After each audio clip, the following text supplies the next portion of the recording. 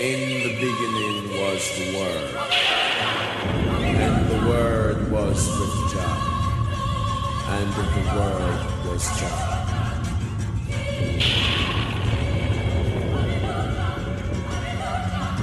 In the beginning Jah created the heaven and the earth. Then created man of his own likeness, image. Gave unto man wisdom, knowledge, understanding. Africa Rastafari New Faculty of Overstanding. Rastafari in the 21st century finds InI selves at a crossroads. Ahead is the future of the African continent and InI African people. To the heretical side is religion and rhetoric fueling outdated social and societal practices. To the right is freedom, redemption, international repatriation, and reparations. InI Rastafari youths, the next generation of liberators, see no relevance in many of InI old approaches and are seeking a different way to express themselves and to achieve what InI have been unable to, progress.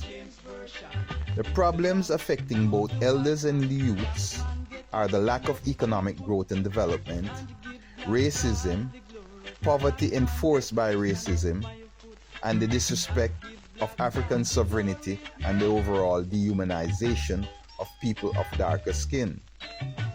The unfair trade agreements and the wanton stealing of Africa's natural resources, the lack of educational and economic opportunities. In reality, the African has been robbed of life's privileges and left to suffer in poverty. The misdirection of the mission and the diverting from the original aim and objective of the Rastafari movement, which remain the liberation of InI motherland, Africa, is hampered by the religionist approach to InI solutions. Waiting on the mercy or charity of other nations is not acceptable to the present generation. The concept of waiting on the Holy Ghost to solve all InI problems is not holding InI educated youths. InI original doctrine spoke to the independence of Rastafari from Babylon and encouraged self-sufficiency. The venerable founding fathers were hard workers, farming and marketing their produce. They were craftsmen and women, skilled and unskilled laborers, even a few teachers and ex-preachers. No matter their station in life, all the brethren and sistren were in agreement. They wanted no part of Babylon's world. The ancients were unwavering in their demand to be returned to Africa. Hence, choruses were written expressing this sentiment. No good down here in a Babylon. I say we want go home our father's land. The early demands were to give InI forward InI money with the lion upon it. And most relevant to this present reasoning, take back your King James version, it belonged to the white men. But give InI the Maccabee version, it belongs to the black man. All these songs were echoing the Rastafari sentiment at that time. And the narrative sounded a lot like liberation ideology based on African spirituality, which is the foundation of Rastafari theology. The whole notion to return to InI roots came from the Black Power activists of the early 1900s. Leaders like Alexander Bedward, the Healer, Leonard Peel Howell, the Gong, Bongo Watto of the House of Bonagees, and Prince Emmanuel of the African National Congress all preached a Back to Africa philosophy.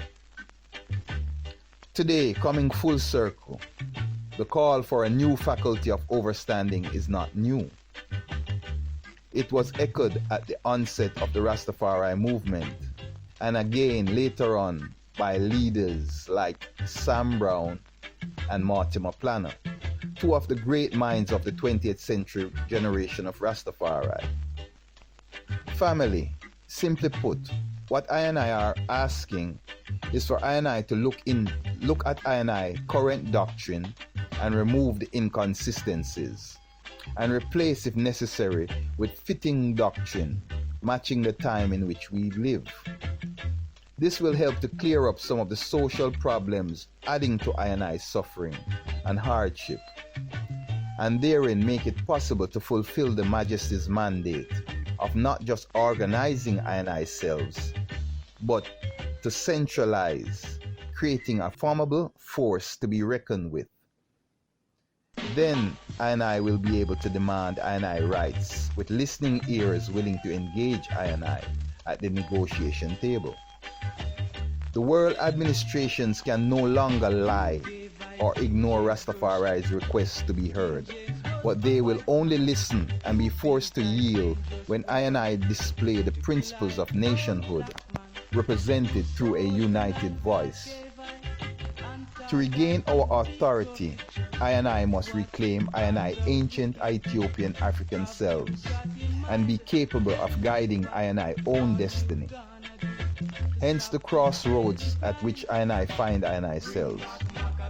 Do InI continue to squabble like crabs in a barrel over petty isms, or come together and liberate our minds, and InI temples will follow, creating a solidarity non-existent since the days when Egypt, the daughter of Ethiopia, was the matrix of power? The Honorable Prophet Marcus Garvey asked the question, can we do what other nations and peoples have done, which is to put aside petty differences for the good of the nation?